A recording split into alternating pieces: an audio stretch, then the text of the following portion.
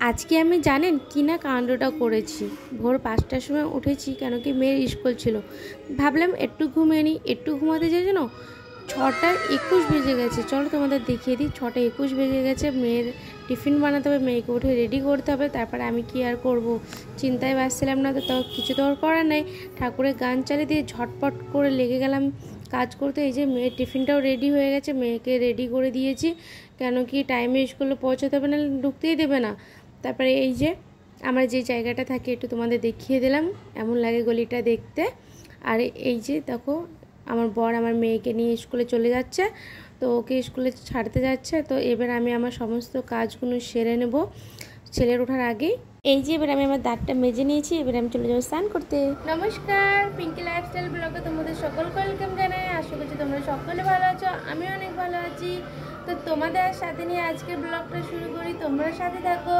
তো আজকে কী করবো সেটাই তোমাদের সাথে শেয়ার করবো, রোজই তো শেয়ার করি, বাট আজকে তোমরা সাথে থেকে দেখো আমি কী করি। তো আমার তো সব কাজ সেরে নিয়ে আমি স্নান করে নিয়েছি, এখন বাজছে 7:30টার মতো। তো এবার আমি পুজোটা করে নিই, বাকি কাজটা করব, সেটাও তোমাদের দেখাবো। তো চলো। তো এই যে দেখতে পাচ্ছ মন্দিরটা পরিষ্কার করে নিয়েছি। তো আমার তো এখন সবে ছোট্ট একটা মন্দির আছে।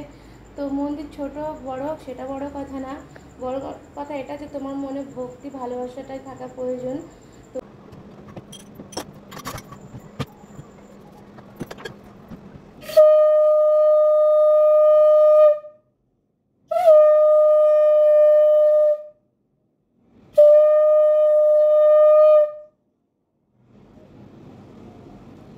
जय श्री कृष्ण चैतन्य प्रभु नित्यानंद, श्री अदत्त गदाधर श्री वासुदेव गौर भक्त वृंद। हे कृष्ण करुणा सिंधु दीनो बंधु जगतपते, गोपीश्वर गोपिका कांते राधा कांते नमस्तुते। तप्त कांचन गौरंगी राधे वृंदावनेश्वरी, विश्वभानुसुते देवी प्रियो मामी हरे प्रिये। আগেই বলে দিচ্ছি, মন্ত্র জপাতে যদি কোথাও কিছু ভুল থাকে আমাকে ক্ষমা করবেন। তো আমি যেটুকু জানি সেটুকুই আমি ঠাকুর কাছে রোজ প্রণাম মন্ত্রটা আমি বলি। তো এই তো দেখতে পাচ্ছ খুব খিদে পেয়ে গেছিলো, আমি ব্রেকফাস্ট করতে বসে গেছি। তো ব্রেকফাস্টে মেয়ের জন্য যেই টিফিনটা বানিয়েছিলাম পাস্তা, সেটা আমিও খেয়ে নিলাম, বাট কিছু কারণে মোটা হয়ে যাচ্ছি, বাট পেটটা মানছে না। আমার চোখে পুরো ঘুম চলে এসেছে, প্রচণ্ড ঘুম পাচ্ছে। সকাল সকাল উঠেছিলাম, তো আমার তো সমস্ত কাজ শেষ হয়ে গেছে। এবার আমি আমার ছেলেকে টিউশনে পাঠিয়ে দিয়ে আমি একটু ঘুমোতে যাবো 1 ঘন্টার জন্য। তারপরে ঘুম থেকে উঠে আমি লাঞ্চ বানাবো। এক বাবা একটা কাজ তো শেষ হলো, ছেলেকে খাইয়ে দাইয়ে টিউশনে পাঠিয়ে দিলাম। এবার এই পুরো ঘরটা আমার দখলে, এবার আমি আমার মন মর্জি মতন আরাম করব। আরাম বলতে কখন আরাম হয় জানো তো, কেন কি আমরা যদি লেটেও উঠি তাহলে কি হয়, পুরো দিনটায় কাজ করতে করতে কেটে যায়, আরাম করে টাইম পায় না। বাট আমি এটা দেখেছি যে টাইম করে উঠে পড়লে সমস্ত কাজও হয়ে যায়, সারাদিন আরামই আরাম হয়। তোমরাও করে দেখো। যে টাইমে আমার কোনো কাজ থাকে না ওই টাইমে এসে আমি এইভাবে আমি শুয়ে থাকি, তারপরে এবার বসে থাকি, তারপর আবার এইভাবে বসে থাকি। কেন কি বড় হয়ে যায়, কিছুতেই ভালো লাগে না। কেন কি ঘরে আমি একা একা থাকি, বাচ্চারা স্কুলে চলে যায়, হাজব্যান্ড কাজে থাকে, তো আমি একা একা বাড়িতে বসে বোর হই। তো কী আর করবো, কিছু করার নাই। সারাদিন মোবাইলে ভিডিও দেখতে থাকি, সারাদিন মোবাইলে ভিডিও দেখতেও ভালো লাগে না জানো তো, বাট কিছু তো করার নেই।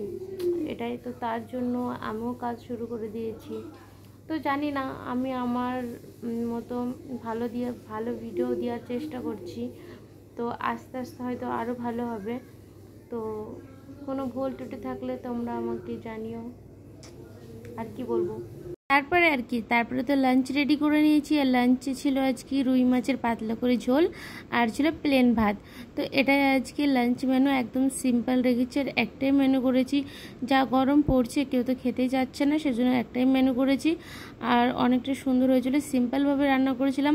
আমি জানো এতে কোনো মশলা দিইনি, বাট সিম্পলভাবে রান্না করেছি। তোমরা রেসিপিটা কেউ জানতে চাইলে অবশ্যই কমেন্ট করবে। আর এই গরমে এই রেসিপিটার মতন আর কোনো সুন্দর জিনিস হতে পারে না। তো আমার তো খুবই টেস্টি লেগেছে, আমি খেয়ে নিলাম। বাট তোমাদেরকে একটা জিনিস দেখাতে চাইছি, দেখো এই যে মাছটা দেখতে পাচ্ছ না, মাছটাকে আমি খেতে খেতে একটা জিনিস নোটিস করলাম কি, যে মাছটা পিস পিস করা আছে। তো এই যে চায়নাতে যেভাবে পিস পিস করে সুশিতে দেয়, কেমন চপস্টিক দিয়ে খায় ওই মতন করে পিস পিস করা আছে। তো আমি ভাবলাম এটা কেন, এই মাছটা কেমনই হয়। তো যাই হোক, এত কৌতূহল আমি কেন করছি আমি নিজেও জানি না। আবার আমি এটা করতে করতে আমি ভাবছিলাম আমি কি ফুড ব্লগার নাকি, আমি তো ফুড ব্লগার না, আমি তো হাউস ব্লগার। তো ফুড ব্লগার মতন কেন করছি, এইভাবে কেন ভিডিও দিচ্ছি তোমাদের। তো যাই হোক, যেমনই হোক করে ফেলেছি একটু। তো কোনো ভুল কিছু থাকলে তোমরা ক্ষমার নজরে দেখো, অনুরোধ রইল।